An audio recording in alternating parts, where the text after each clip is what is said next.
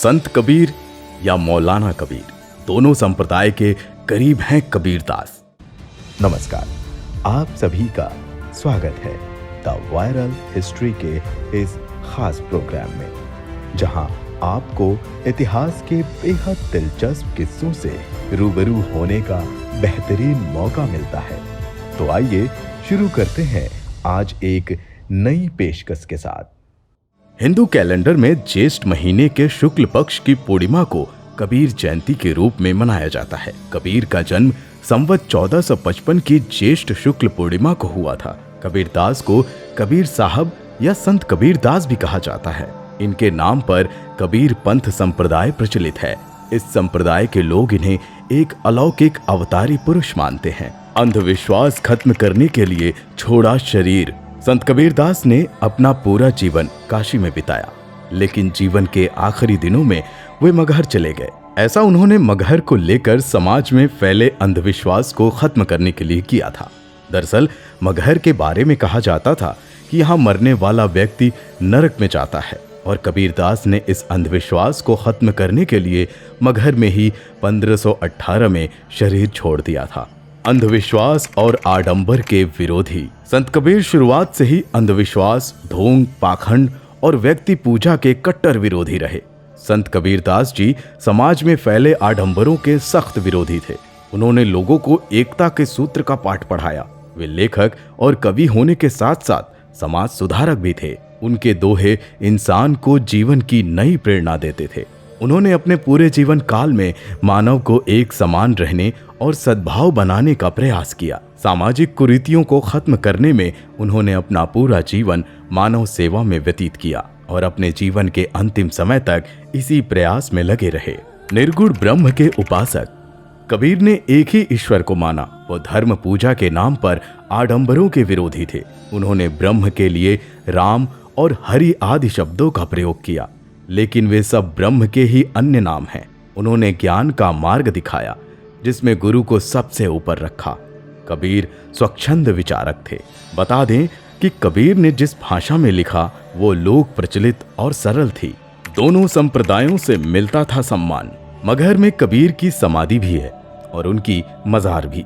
कबीरदास जी को हिंदू और मुस्लिम दोनों ही संप्रदाय के लोग मानते थे और उनका सम्मान करते थे।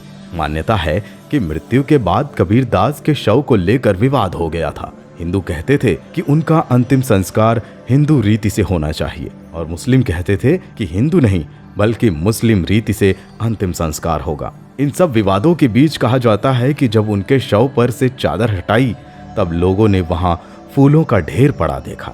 इसके बाद में आधे फूल हिंदुओं ने ले लिए और आधे मुसलमानों ने।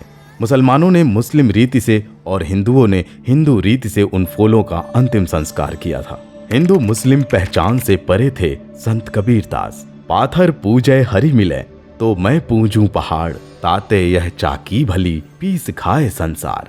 एक पहेली जो कभी हल नहीं हुई वो ये है कि क्या संत कबीरदास एक हिंदू थे या फिर एक मुसलमान। लेकिन जिन लोगों ने इस विषय में गहरी खोज की, उन्होंने अनिवार्य रूप से ये पाया कि कबीर का धर्म खोजना स्वयं भगवान का धर्म खोजने के बराबर है। वे खुद को हिंदू या मुस्लिम की धार्मिक पहचान से परे मानते थे।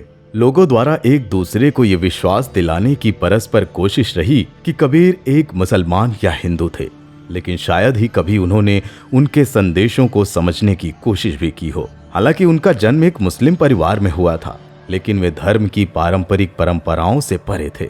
उन्होंने हर जगह से अच्छी चीजों को लिया और सभी के समक्ष समान रूप से फैलाया। उनका विशेष कार्य ये बताना था कि हिंदू मुस्लिम बनने से पहले एक इंसान कैसे बना जाता है।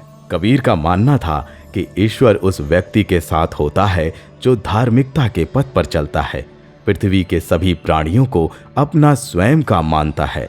कबीर ने अपने दोहों के जरिए हिंदू मुस्लिम धर्म की रूढ़िवादिता पर भी कई कटाक्ष किए।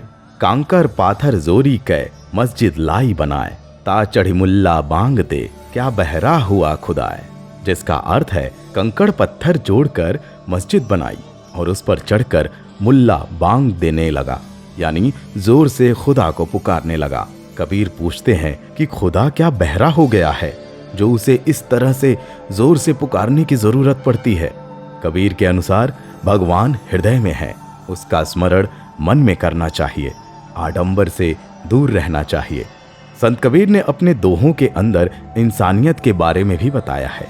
कबीर के अनुसार हर इंसान को सिर्फ अपने सगे संबंधियों ही नहीं बल्कि दूसरों के दर्द को भी समझना और बांटना चाहिए। सिर्फ अपने लोगों का समर्थन ना करके दूसरों के दर्द को समझने वाला ही सच्चा इंसान होता है।